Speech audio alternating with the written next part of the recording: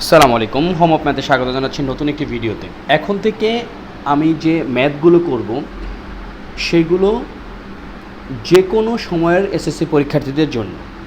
আমরা জানি যে 2022-এর এসএসসি পরীক্ষাটি পিসিএ 15ই সেপ্টেম্বর হতে যাচ্ছে, বাট এখন থেকে আমাদের মূল টার্গেট শুধুমাত্র 2022 না, কারণ আমরা ধরে নিলাম ইতিমধ্যে পরীক্ষাটা হয়ে গেছে। আমাদের এখন উদ্দেশ্য হচ্ছে যারা 22 বাদে যে পরীক্ষার্থীরা আছে, যেমন অর্থাৎ 23, 24, 12 সামনে যারা আছে, এবং নবম-দশম শ্রেণীতে যারা অলরেডি সসীম দ্বারা করা শুরু করেছে বা করে ফেলেছে, তাদের যে বার্ষিক পরীক্ষা, সমাপনী পরীক্ষা অথবা মূল্যায়ন পরীক্ষা, সকল কিছুর জন্য এখন থেকে ভিডিওগুলো হবে। তাহলে চলো সসীম দ্বারার একটি সৃজনশীল প্রশ্ন সমাধান করার চেষ্টা করি। প্রশ্নটি খুবই গুরুত্বপূর্ণ এবং মন দিয়ে করার চেষ্টা করব।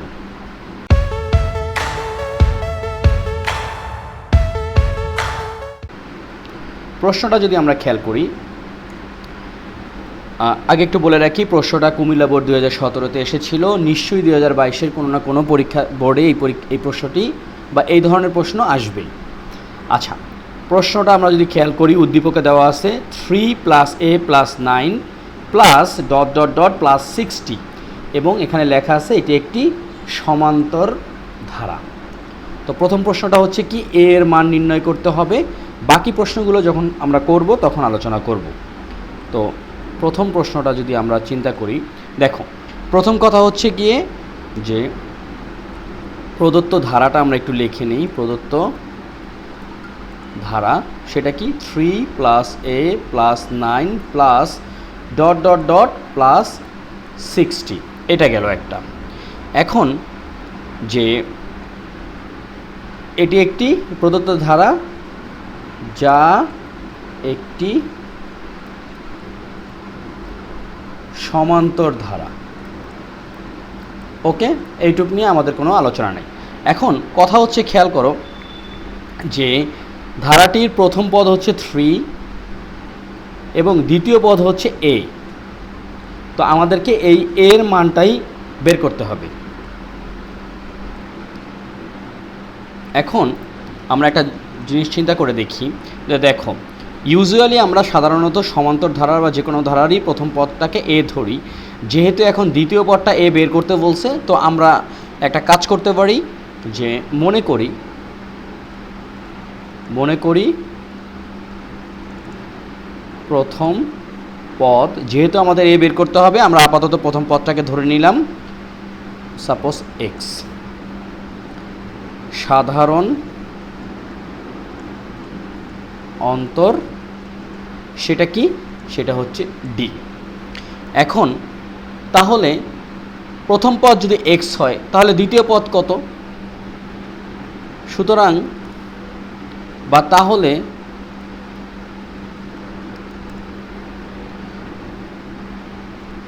সমান্তর ধারার দ্বিতীয় পদ কি হবে? খেয়াল করো, আমরা জানি যে সমান্তর ধারা হচ্ছে গিয়ে যে কোনো পদ থেকে পূর্ববর্তী পদের বিয়োগফলগুলো কি হবে? সমান হবে। অর্থাৎ এখন চিন্তা করে দেখো যে সাধারণ অন্তর হচ্ছে ডি, তো এক্স প্লাস ডি যদি দেই, খেয়াল করে দেখো প্রথম পদ কি এক্স, আর আমরা দ্বিতীয় পদ যদি এক্স প্লাস ডি দেই, এখন চিন্তা করে দেখো যে x plus D minus D, তাহলে কিন্তু আমাদের প্রথম পদটা এক্স চলে আসলো। তাহলে আমরা যদি লিখি সমান্তর ধারার তৃতীয় পদ, তাহলে কি হইতে পারে? এক্স প্লাস ডি প্লাস আবার ডি, তার মানে কি এক্স প্লাস 2d। আচ্ছা, এটা গেল। এখন আমাদের তো মানটা বের করতে হবে, এর মান বের করতে হবে। তো প্রশ্ন মতে কী দেওয়া আছে, যে খেয়াল করে দেখো যে প্রশ্ন মতে এক্স সমান হচ্ছে 3। ওকে, আর এটা হচ্ছে প্রথম পদ এক্স সমান 3। আবার দ্বিতীয় পদ x plus d equals to কত? দ্বিতীয় পদ x plus d equals to a. আবার খেয়াল করে দেখো যে তৃতীয় পদ এক্স প্লাস 2d সমান কত? এটা হচ্ছে তৃতীয় পদ হচ্ছে 9।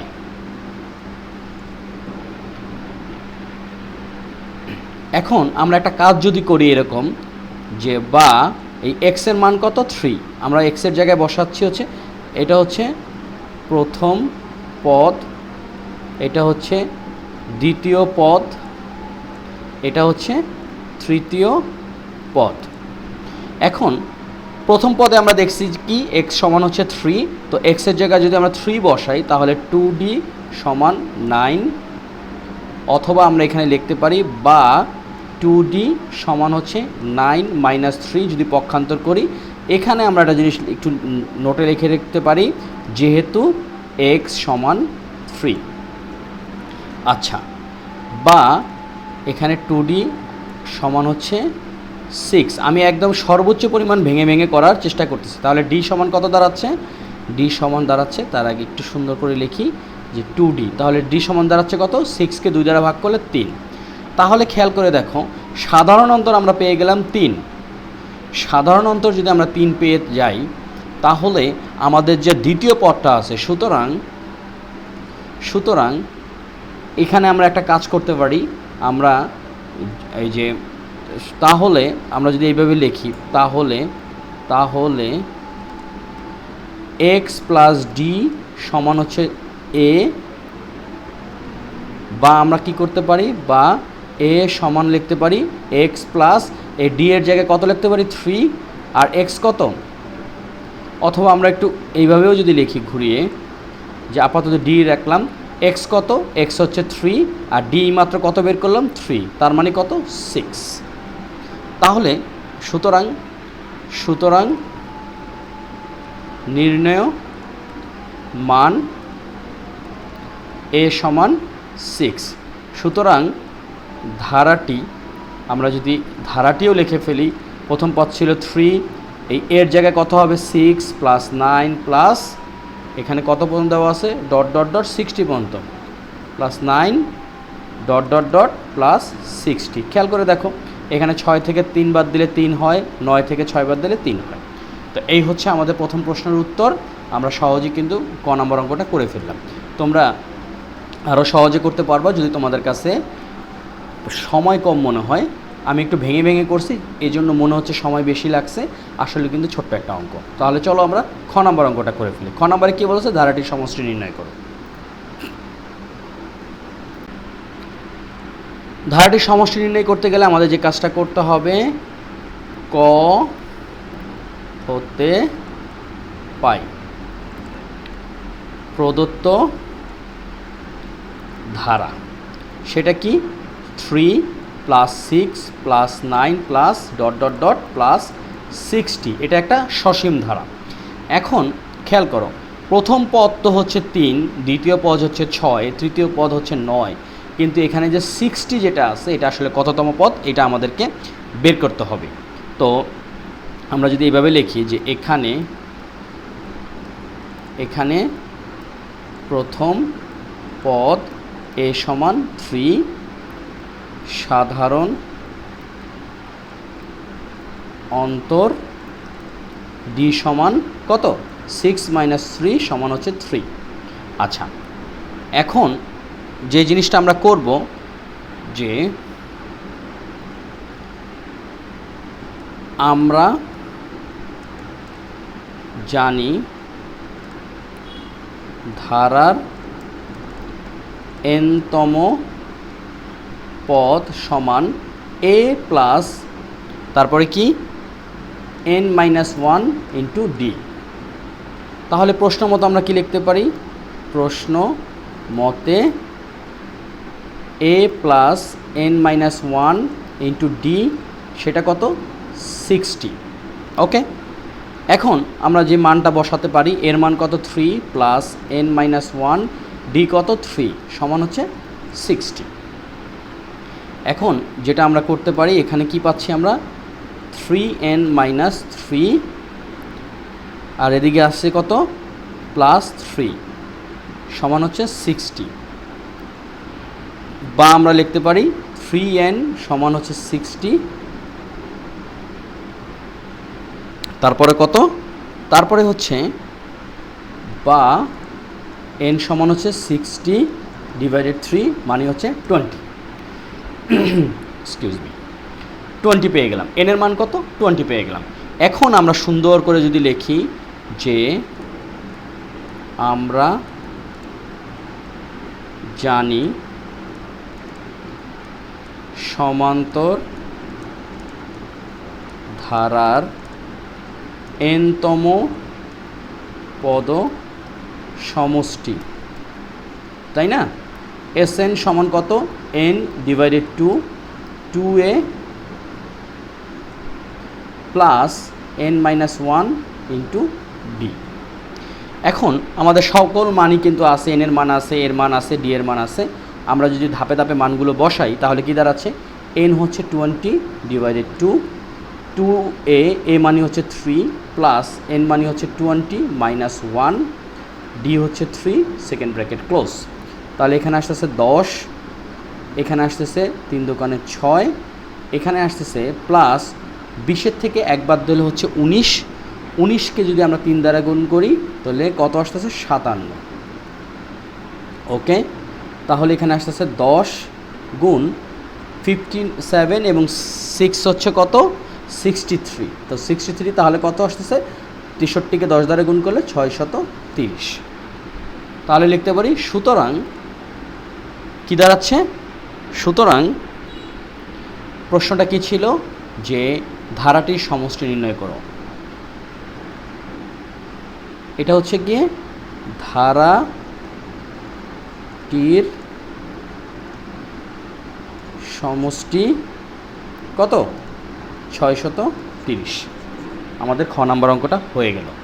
আসলে অঙ্কগুলো সহজ, যারা অনেক বেশি বেশি প্র্যাকটিস করছে তাদের জন্য এই ধরনের অঙ্কগুলো খুবই সহজ লাগবে এবং পরীক্ষায় কিন্তু এই ধরনের অঙ্কই থাকবে। তো এখন আমরা গ নম্বর অঙ্কটা করব। আশা করি খ নম্বর অঙ্ক পর্যন্ত তোমাদের কোনো সমস্যা নাই। সমস্যা থাকলে কমেন্ট সেকশনে জানাবে। গ নম্বরটা বেশ ইন্টারেস্টিং একটা প্রশ্ন, খেয়াল করো। এতক্ষণ আমরা সমান্তর ধারা নিয়ে কাজ করছি, এখন আমাদের যে কাজটা করতে হবে, এখানে বলছে যে প্রথম পদকে প্রথম পদ, আচ্ছা ঠিক আছে, প্রথম পদকে প্রথম পদ, প্রথম পদটা কী ছিল, ওইখানে প্রথম পদ ছিল হচ্ছে 3 এবং সাধারণ অন্তরকে সাধারণ অনুপাত ধরে, অর্থাৎ এ ছিল হচ্ছে 3 এবং সাধারণ অন্তরকে, তো সাধারণ অন্তর বলতে হচ্ছে তখন ডি সমান ছিল 3, এখন আমাদের আর সমান ধরতে হবে 3। এটা করে আমাদেরকে একটা গুণোত্তর ধারা গঠন করতে হবে এবং প্রথম 9টি পদের সমষ্টি সূত্রের সাহায্যে নির্ণয় করতে হবে। তাহলে আমরা যে কাজটা করতে পারি সেটা হচ্ছে যে আমরা প্রথমে কিছু গতানুগতিক জিনিস লেখা লাগবে, সেটা লিখে ফেলি। প্রথম কথা হচ্ছে গিয়ে যে প্রশ্ন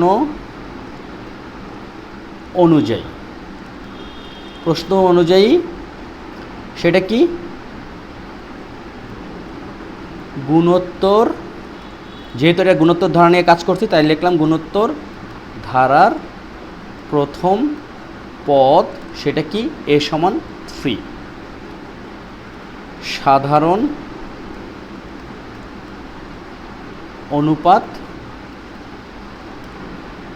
অনুপাতকে আর দ্বারা প্রকাশ করা হয়, সেটা হচ্ছে 3। এখন খেয়াল করো, আমরা জানি যে সমান্তর ধারার ক্ষেত্রে কি হয়, সেটা হচ্ছে গিয়ে যে কোনো পদের থেকে পূর্ববর্তী পদের বিয়োগফল সমান হয়, আর গুণোত্তর ধারার ক্ষেত্রে কি হয়, ভাগফল সমান হয়। তো সুতরাং আমাদের এমনভাবে লিখতে হবে, খেয়াল করো যে তাহলে ধারাটি সেটা কি হবে, প্রথম পদ তো 3। এখন খেয়াল করে রাখো, এমন একটা জিনিস বসাতে হবে যে যেই জিনিসটার ক্ষেত্রে আমাদেরকে এখানে যেই জিনিসটা বসাবো সেই জিনিসটা আর এই জিনিসটা ভাগ করলে ভাগফল হবে 3। তাহলে আমরা এখানে কত বসাতে পারি, আমরা এখানে বসাতে পারি হচ্ছে কত, খেয়াল করো, আমরা এখানে বসাতে পারি, চিন্তা করে দেখো যে আমরা যদি এখানে 9 বসাই তাহলে কি দাঁড়াচ্ছে, 9কে 3 দ্বারা ভাগ করলে কত আসতেছে 3, যোগ, আবার খেয়াল করো আমাদেরকে এখানে এমন একটা সংখ্যা বসাতে হবে যেটা দ্বারা এই 9কে ভাগ করলে 3 আসবে, তার মানে এখানে কত আসতেছে 27। ওকে, তাহলে আমাদের বোঝার সুবিধার্থে আমরা একটা কাজ করতে পারি, খেয়াল করো, আমরা যদি এইভাবে লিখি তো ধারাটি 3 যোগ 3 গুণ 3, অর্থাৎ এই দুটো 3 থেকে একটা 3 কাটাকাটি করলে একটা 3 থাকবে। আবার দেখো 3 গুণ 3 গুণ 3, এখানে 3টা 3 আছে, এখানে 2টা 3 আছে, কাটাকাটি করলে একটা 3 আসবে। তো প্লাস এরকম করে আমরা আবার দিতে পারি কত, 3 গুণ 3 গুণ 3 গুণ 3, এরকম করে আমরা করতে পারি। তো বা আমরা লিখতে পারি কি 3 যোগ 9 যোগ 27 যোগ 81। আচ্ছা, এখন খেয়াল করে দেখো যে আমাদেরকে বলছে কি প্রথম 9টি পদের সমষ্টি নির্ণয় করো, অর্থাৎ n সমান কত হবে 9টি পদের সমষ্টি। এখন খেয়াল করে দেখো যে আমরা জানি যে গুণোত্তর ধারার সমষ্টির ক্ষেত্রে আমরা জানি, আমরা যদি এইভাবে লিখি যে আমরা জানি গুণোত্তর ধারার nতম পদ সমষ্টি, এই পদ সমষ্টি কিন্তু আবার এই আর এর উপরে নির্ভর করতেছে। এই আর এর মান যদি 1-এর থেকে বেশি হয়, দেখো 3 কিন্তু 1-এর থেকে বেশি, তো nতম সমষ্টি সেটা কি হবে Sn সমান, এখানে কি হবে এটা খেয়াল করে দেখো, সেটা হচ্ছে a into r to the power n minus 1 divided r minus 1। এখানে খেয়াল করে রাখো যেহেতু আর কি, এখানে আর হচ্ছে 1-এর থেকে বড়, আর 1-এর থেকে বড়, 1-এর থেকে যদি ছোট হতো তাহলে কিন্তু এটার কি বলে, এটাকে সূত্রটা পরিবর্তন হয়ে যেত। তো খেয়াল করো এখন যদি আমরা মান বসাই, এ কত, এ হচ্ছে 3, আর কত, আর হচ্ছে 3, n কত, এটা আমরা nতম পদের সমষ্টি নির্ণয় করতেছি, n কত 9 মাইনাস 1 গেল একটা, এদিকে আর কত 3 মাইনাস 1। ওকে, এখন আমরা যে কাজটা করতে পারি সেটা হচ্ছে এখানে আসতেছে 3 আর এখানে আসতেছে 2, 3 to the power 9, 3 to the পাওয়ার 9-এর মানটা যথেষ্ট বড়, এক্ষেত্রে তোমাদের ক্যালকুলেটরের সহায়তা নিতে হবে। তাহলে আমরা যদি ক্যালকুলেটরের সহায়তা নিই, আমরা কি করব, এখানে 3 টু দি পাওয়ার 9, তার মানে কত আসতেছে 19,683, আমরা লিখতে পারি 19,683 বিয়োগ 1, তাহলে কত আসতেছে খেয়াল করো, 19,683 বিয়োগ 1 আসতেছে 19,682 গুণ হচ্ছে 3, তাহলে কত আসতেছে এখানে আসতেছে 59,046 ডিভাইডেড 2, তাহলে ভাগ 2, তাহলে কত পাচ্ছি আমরা 19,523। এখানে প্রশ্নটা কি ছিল যে প্রথম 9টি পদের সমষ্টি সূত্রের সাহায্যে লেখো। দেখো প্রথম পদ হচ্ছে 3, তারপরের পদ হচ্ছে 9, তারপরে 27, তারপরে 81, এরকম করে বাড়তে থাকবে। বাড়ার ফলে যে 9টা পদ পাওয়া যাবে, প্রথম দ্বিতীয় এরকম করে 9টা যে পদ পাওয়া যাবে, সেই 9টা পদকে যদি আমরা যোগ করি সেই যোগফলটা হবে 29,523। তাহলে সুতরাং আমরা লিখতে পারি যে 9তম পদের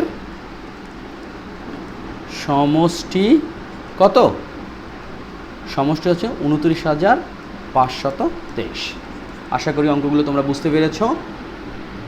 আমরা 2023, 24, 2022 সকল এসএসসি পরীক্ষার্থীদের জন্য বিভিন্ন অঙ্কগুলো করার চেষ্টা করছি, এবং এই প্রশ্নগুলো হচ্ছে সৃজনশীল ধরনের প্রশ্ন। একটা সৃজনশীল প্রশ্ন করা মানে কিন্তু তুমি অনেকগুলো বিষয়ে টাচ করা। তো আজকের ভিডিওটা আর বাড়াবো না। হোম অফ ম্যাথ একটি গাণিতিক সমস্যা সমাধানের চ্যানেল। তোমরা তোমাদের পছন্দের লোকদের সাথে শেয়ার করবে, বন্ধুদের সাথে শেয়ার করবে, এবং অনেক স্টুডেন্ট আছে যারা আসলে টিচার নিতে পারছে না, তাদের জন্য কিন্তু এই চ্যানেলটা দারুণভাবে সহায়ক হিসেবে কাজ করে। তো তোমরা সবাই ভালো থাকো, সুস্থ থাকো, আল্লাহ হাফেজ।